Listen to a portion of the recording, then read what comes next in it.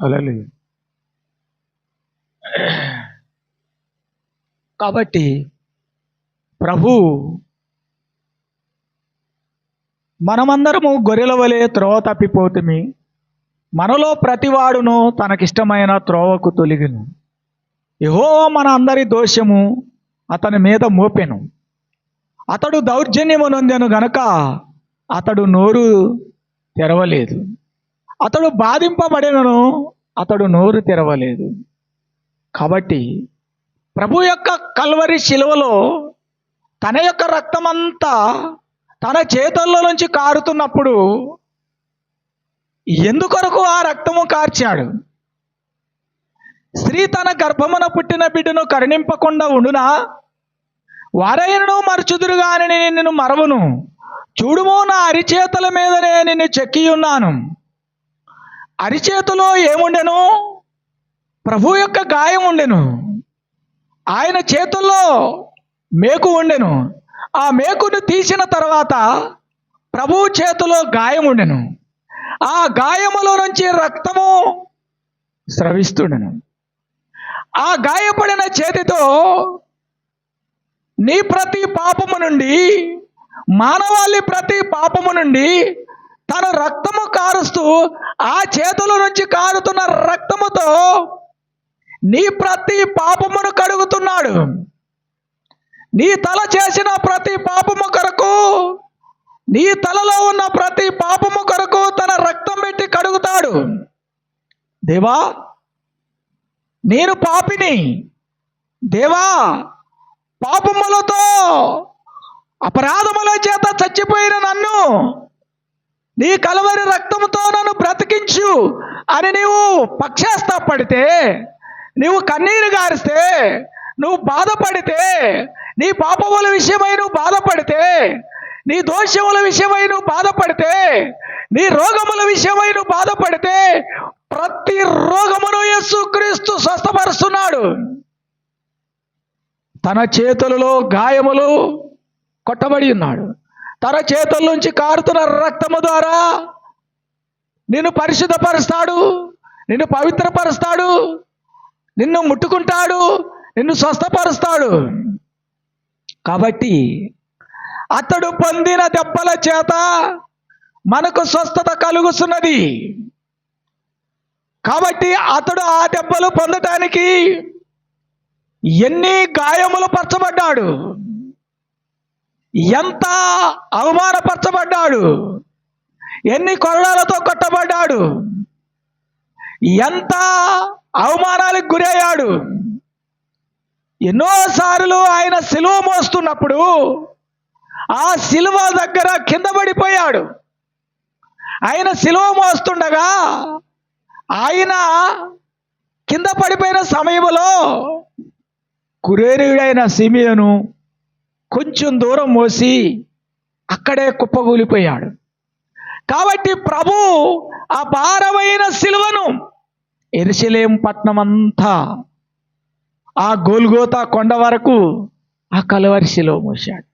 ఎవరి కొరకు మోశాడు అంటే, మానవాళి ప్రపంచములో ఉన్న ప్రతి ఒక్కరి పాపము కొరకు, ప్రతి ఒక్కరి శాపము కొరకు ఆయన తన రక్తమును చిందించాడు. దేవా, నీ రక్తము చేత నా రోగములను స్వస్థపరచమని నువ్వు ప్రార్థిస్తే ఆయన నీ రోగములను ఈ క్షణములో తొలగిస్తాడు.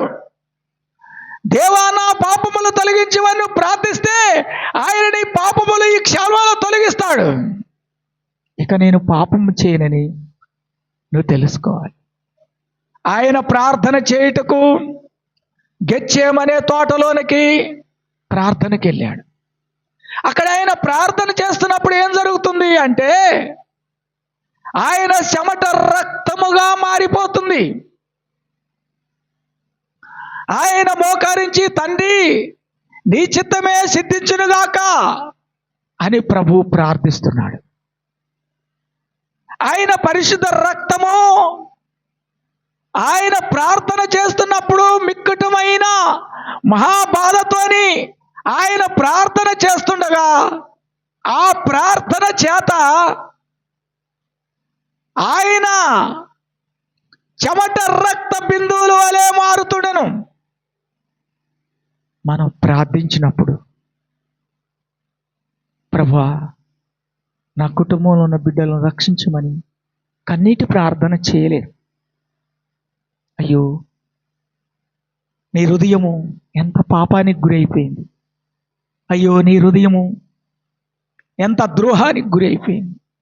నీ పిల్లల పాపముల కొరకు, నీ కుటుంబంలో ఉన్న బిడ్డల కొరకు, వారి రక్షణ కొరకు ఏమాత్రము పట్టింపు లేకుండా ఉండిపోయాడు.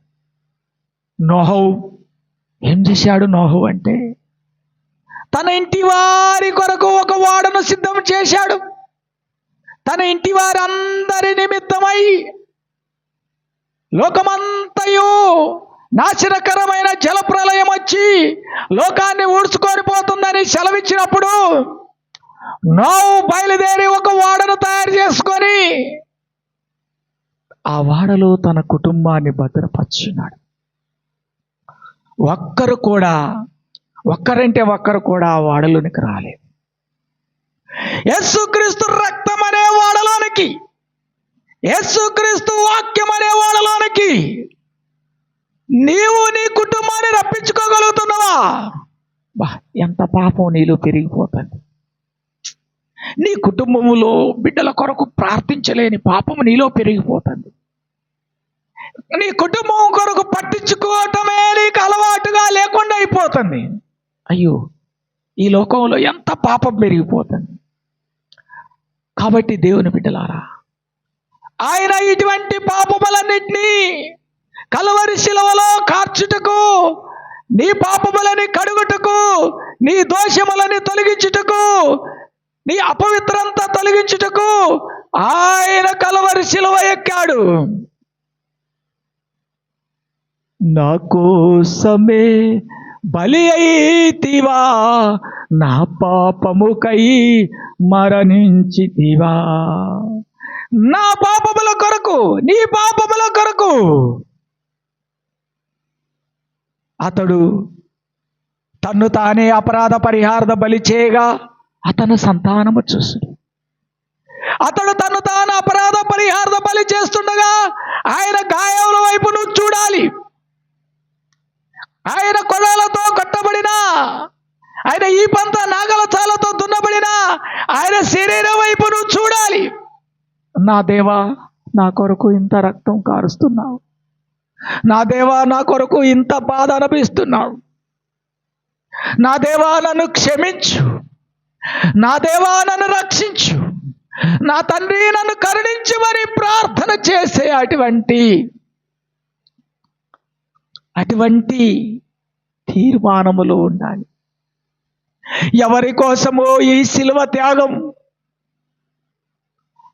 ఎవరి కోసమో ఈ ప్రాణ త్యాగము. ఆయన తలలో ముళ్ళు పెట్టి, ముళ్ళ కిరీటం పెట్టి కొట్టినప్పుడు దాదాపు అంగళమున్నర, 2 అంగుళాలు ఆయన తలలో ముళ్ళ కిరీటం పెట్టబడినప్పుడు ఆ ముళ్ళు 2 అంగుళాలు, అంగుళమున్నర ఆయన తలలో దిగిపోయాయి. నీ తల చేసిన ప్రతి పాపము కొరకు ఆయన తలలో నుంచి రక్తం వస్తుంది. నీ తలను పవిత్రపరచుట కొరకు, నీ తలను పరిశుద్ధపరచుటకు, నీ చేతులు పరిశుద్ధపరచుటకు, నీ ఆలోచనలు పరిశుద్ధపరచుటకు, నీలో ఉన్న అపవిత్రతను తొలగించుటకు ఆయన మహా త్యాగం చేస్తున్నాడు. మనిషి కుమారుడు పరిచర్య చేయించుకోవడానికి రాలేదు. పరిచర్య చేయుటకు, అనేకులకు తన రక్తమును క్రయధనముగా చెల్లించుటకు వచ్చాడు. నీ పాపముల కొరకు, ఈ లోక పాపముల కొరకు తన రక్తమును క్రయధనముగా చెల్లించడానికి వచ్చాడు.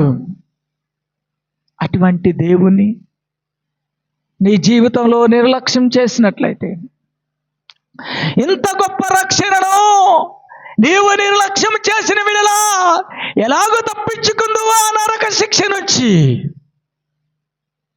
మోషే పెద్దవాడైనప్పుడు ఐగుప్తు పాపభోగములు అనుభవించుట కంటే క్రీస్తు విషయమైన నింద భరించుట గొప్ప భాగ్యం అనుకొని ప్రభు పరిచర్య కొరకు తను తాను సమర్పించుకున్నాడు.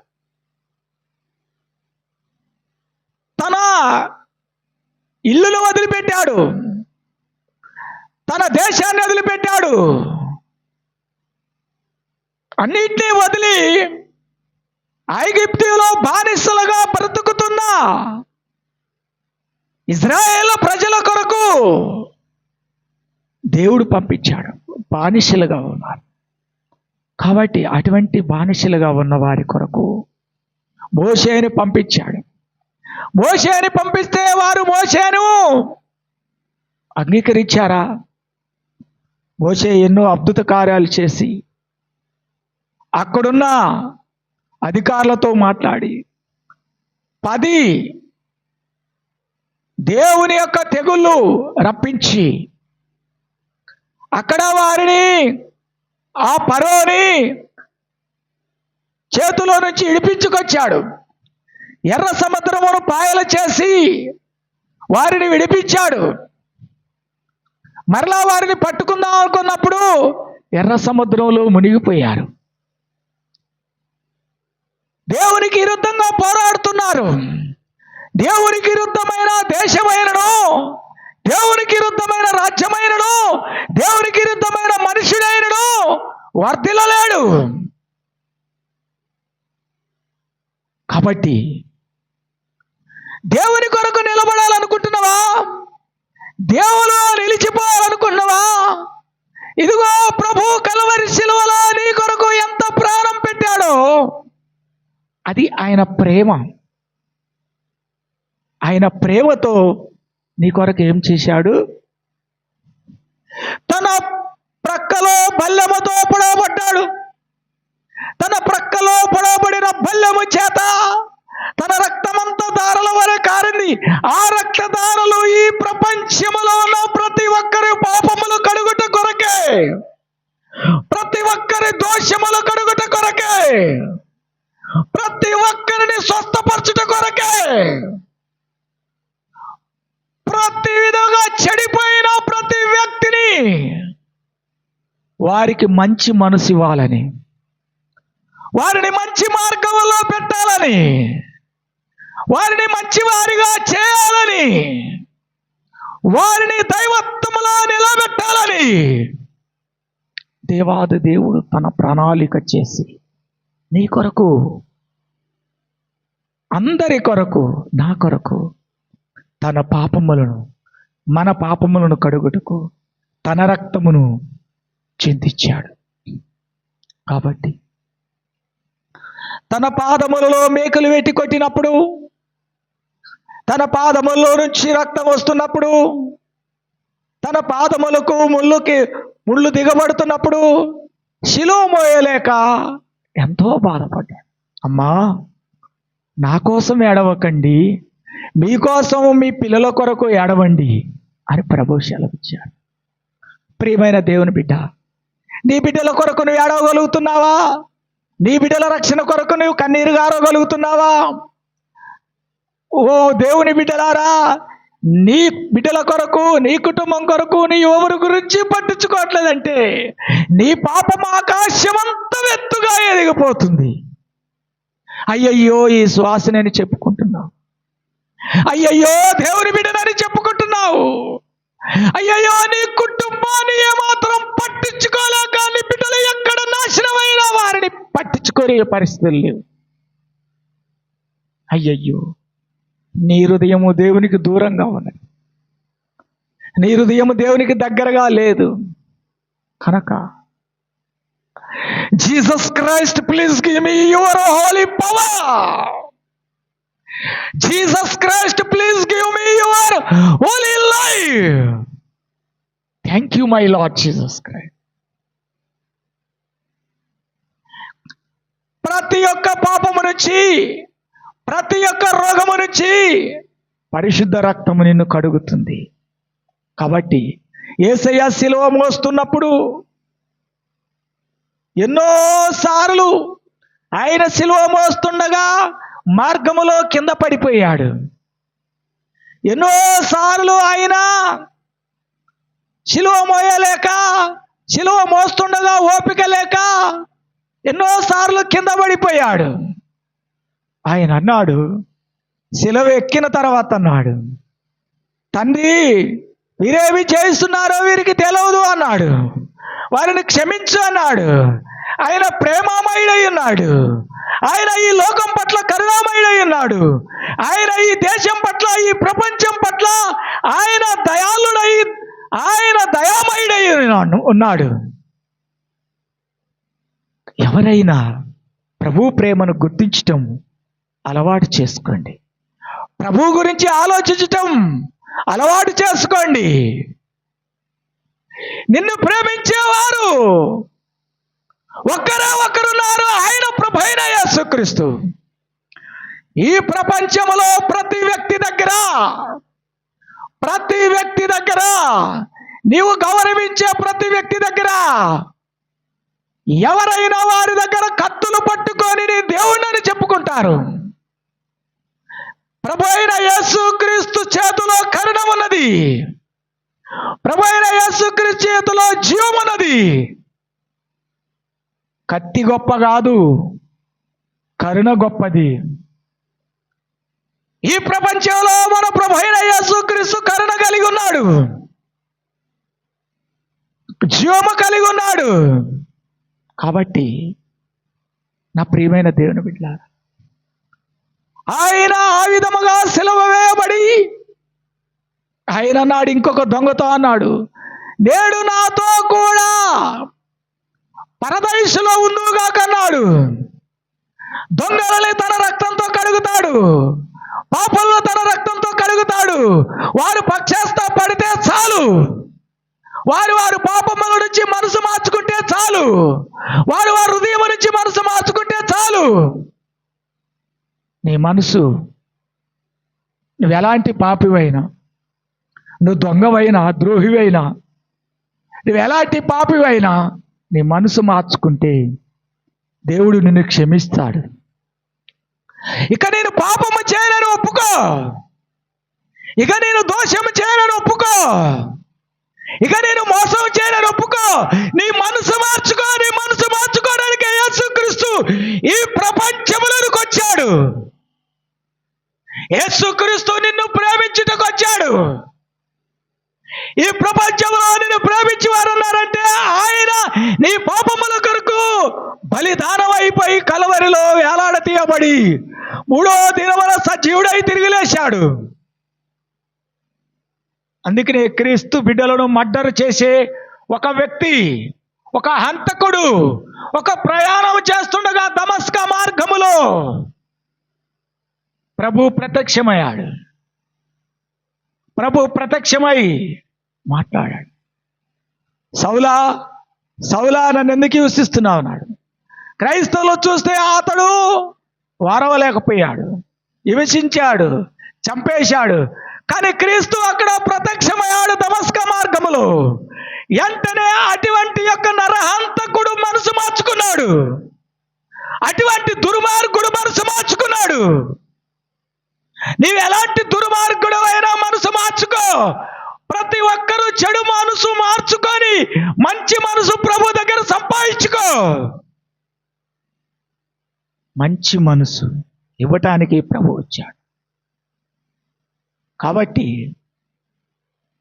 మతం మారటం కాదు, నీ మనసు మార్చుకో. ఏదో ఒక మతం మారటం కాదు, మతం ఎక్కిపోయి తిరగటం కాదు, నీ మనసు మార్చుకో. ఏదో ఒక మతంలో పోవటం కాదు,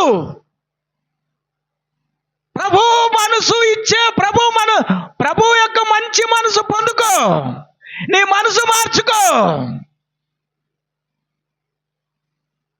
కాబట్టి దేవా, తండ్రి, దారుదీపులకు రమ్మని నీవు కన్నీరు కారిస్తే, నీవు ప్రార్థిస్తే, కన్నీరు కారిస్తే ఆయన ప్రభు నీ కన్నీటిని తుడిచి వేస్తాడు. నీ కన్నీటి ప్రార్థనను ఆయన వింటాడు. ప్రభువా, నాతో మాట్లాడు. ప్రభువా, ఈరోజే నన్ను క్షమించు. రక్షించు. ఆయన అన్నాడు, నేను దప్పికొనుస్తున్నాను అన్నాడు. ఆయనకి ఎవరు దాహమే లేదు. ఎంతో కఠినంగా ఉన్న ఈ లోకము, ఎంతో కఠినమైన మనసుతో ఉన్న ఈ లోకము, నీ కఠినమైన మనసు మార్చుకో, నీ కఠినమైన ఆలోచనలు మార్చుకో, నీ కఠినమైన పద్ధతులు మార్చుకోమన్నాడు యేసయ్య. ఆయన అన్నాడు, 4వ మాటలో అన్నాడు, నేను దప్పికొనుస్తున్నాను అన్నాడు. నేను దప్పికొనుస్తున్నాను అన్నాడు. ఎవరు కూడా ఆయనకి దాహం ఇవ్వలేదు. ఆయన దాహం ఏంటంటే నువ్వు మార్పు చెందాలి. నీ దుర్మార్గపు విషయాలు, నీ దుర్మార్గపు పనులు మార్చుకోవాలి. నీవు నీ తండ్రికి నీ తల్లికి లోబడేవాడిగా ఉండాలి. నువ్వు పెద్దలకు లోబడేవాడిగా ఉండాలి. నీకంటే పెద్దవారిని గౌరవించేవాడిగా ఉండాలి. దేవునిలో దేవాది దేవుడు నిన్ను కరుణించాడు. దేవాది దేవుడు నిన్ను ఆశీర్వదించినాడు. కాబట్టి ప్రియమైన దేవుని బిడ్డ,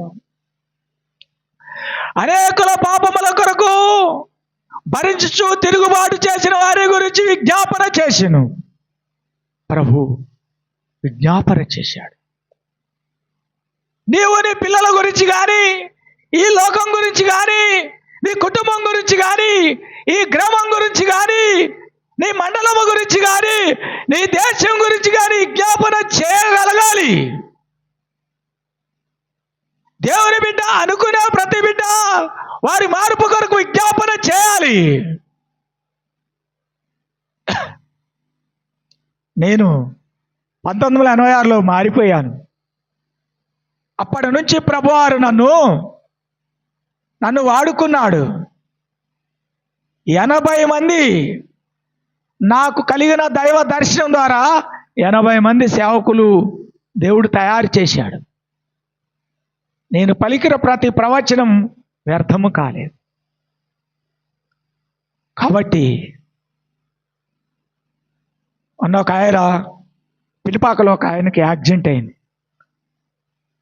మరి రెట్టాల సీనన్నని ఆయన కొరకు ప్రార్థన చేశాను. ప్రార్థన చేసినప్పుడు ప్రభు ఆయనకి ఎంత ప్రమాదమైందో అని కన్నీటి ప్రార్థన చేశాను. ఆయన బ్రతుకుతాడో చనిపోతాడో తెలియదని ప్రార్థన చేశాను. వెంటనే నాకు దైవ దర్శనంలో దేవుడు చూపించాడు. ఆయన తెల్లటి వస్త్రాలు వేసుకొని ఆరోగ్యవంతుడై ఇంటికి వస్తున్నాడు. హల్లెలూయా. ప్రార్థించాను. నాకు ప్రార్థించాను, నా ప్రార్థన దేవుడు విన్నాడు. ఎవరు చెప్పరు ఇట్లయిద్ది అట్లయితే. దేవుడు నాతో మాట్లాడాడు, నేను చెప్పాను, అతడు స్వస్థత పొందుతాడు. హల్లెలూయా. కాబట్టి స్వస్థత పొంది ఆరోగ్యవంతుడై ఇంటికి వస్తాడు.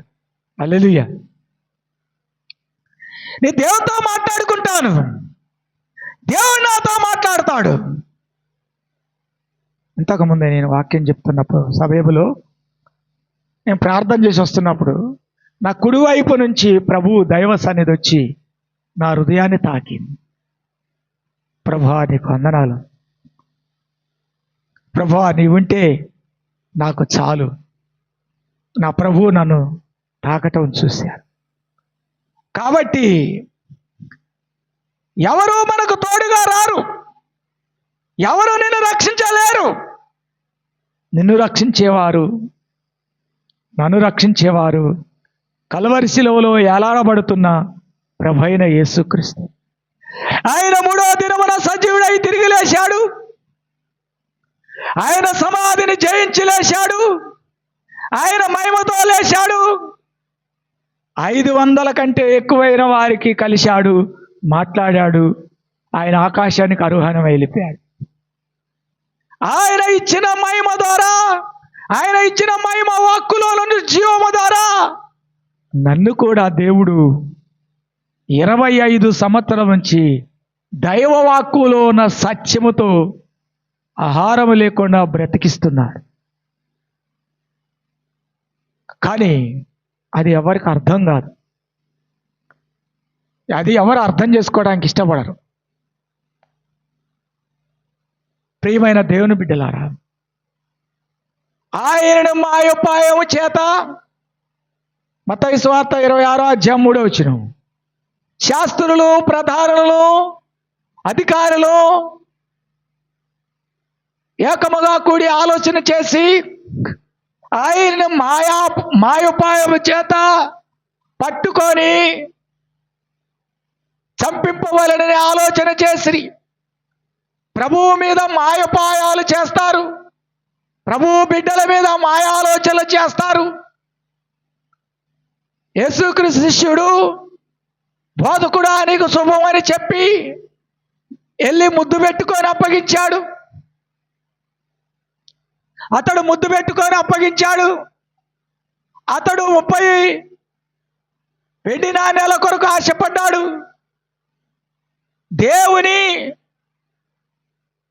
దేవుని అమ్ముకున్నాడు. కాబట్టి మనుషులకు ఎవరి మీద ఆసక్తి? దేవుని మీద ఆసక్తి ఉంటే దేవుని ప్రేమిస్తారు, దేవుని వెంబడిస్తారు, దేవుని కొరకు నిలబడతారు. కాబట్టి దేవుని బిడ్డలారా, ఈ రోజుల్లో ప్రభువుని ప్రేమించేవారు తక్కువ అయిపోయారు. ప్రభువుని అనుసరించేవారు తక్కువ అయిపోయారు. మాయ ఆలోచనలకి, మాయా మాటలకు అలవాటు పడిపోయారు. యేసయ్య అంటున్నాడు, ఇకనైనా నువ్వు మనసు మార్చుకో, ఇకనైనా నువ్వు ఆలోచన మార్చుకో, నిన్ను నేను నా రక్తంతో కడిగి నిన్ను పవిత్రపరిచి పరిశుద్ధుడు పరిశుద్ధుడు పరిశుద్ధుడు అని ఆయన రాత్రి పగలు మారక స్తుతింపబడుతున్నాడు. ఆయన వెంబడించిన స్త్రీలు అనేకులున్నారు. ఆయన ప్రేమించిన స్త్రీలు అనేకులున్నారు. అందులో మగ్దలేని మరియా, అందులో సమరయ స్త్రీ, అందులో మార్తా మరియా అనే చెల్లెలు మరియా, మరి అందులో ఇంకొక మరియా ఆయన పాదాల మీద అత్తరుబుడి పోసి పగలగొట్టి ప్రభు భూస్థాపన కొరకు అభిషేకించింది. కాబట్టి ప్రభువుని ఎలాగూ అభిషేకిస్తున్నాం అనేది తెలుసుకో. ప్రియమైన దేవుని బిడ్డలారా, ప్రభు కలవరి శిలువలో వేలాడ తీయబడి తన రక్తమంతా నీ కొరకే, తన రక్తమంతా పాపల కొరకే కార్చి సమాధి చేయబడి తిరిగి లేచిన పునరుద్ధానుడైన యేసుక్రీస్తు. అందుకే అంటున్నాడు ఫిలిప్పీ పత్రిక 3:10 ఏ విధమ చేతనైనను నాకు మృతుల్లోంచి పునరుద్ధానము కలగవలనని ఆయనను ఆయన పునరుద్ధాన బలమును ఎరుగు నిమిత్తము ఆయన శ్రమలలో సమాన అనుభవం గలవాడన కావాలనని ఆయన ఈ గురి యొద్దకు పరిగెత్తాను. ఆయన ఇచ్చే పునరుద్ధాన మహిమ కొరకు పరిగెత్తాను. ఆయన ఇచ్చే దైవత్వం కొరకు పరిగెత్తాను. ఆయన ఇచ్చే దైవ సన్నిధిలో దైవాత్మతో నింపబడతాను అని పరిగెత్తుతానని సెలవిస్తాను. కాబట్టి ఇకనైనా నీ మనసు మార్చుకో, ఇకనైనా నీ హృదయం మార్చుకో, ఇకనైనా నీ ఆలోచనలు మార్చుకో, ఇకనైనా నీ తలంపులు మార్చుకో. ఆయన కలువరి శిలువలో కాచిన రక్తమును నీ యొక్క పరిశుద్ధత కొరకని తెలుసుకొని పక్షాస్తాపడితే దేవుడిని క్షమిస్తాడు. హల్లెలూయా. ప్రార్థన.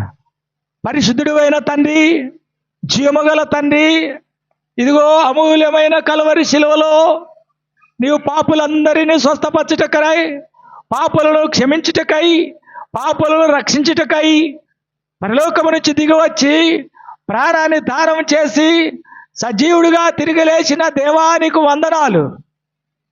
7 మాటలు పలికి కలువరి శిలువలో 7 మాటల ద్వారా ఈ లోకాన్ని క్షమించావు, ఈ లోకాన్ని ఆదరించావు, ఈ లోకానికి జీవం ఇచ్చావు.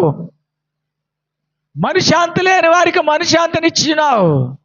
దేవా, ఎవరైతే నాకు మనశ్శాంతి కావాలనుకుంటారో, ఎవరైతే నేను పాపం నుంచి విడుదల పొందాలనుకుంటారో అటువంటి బిడ్డలని రక్తముతో కడుగుటకు సిద్ధముగా ఉన్నావు. ప్రతి బిడ్డను క్షమించి, ప్రతి బిడ్డను రక్షించి, మా దేశమును, మా దేశములో ఉన్న నాయకులను, మా దేశంలో ఉన్న ప్రతి పౌరును రక్షించుమని యేసు నామములో ప్రార్థిస్తున్నాం తండ్రి. ఆమేన్.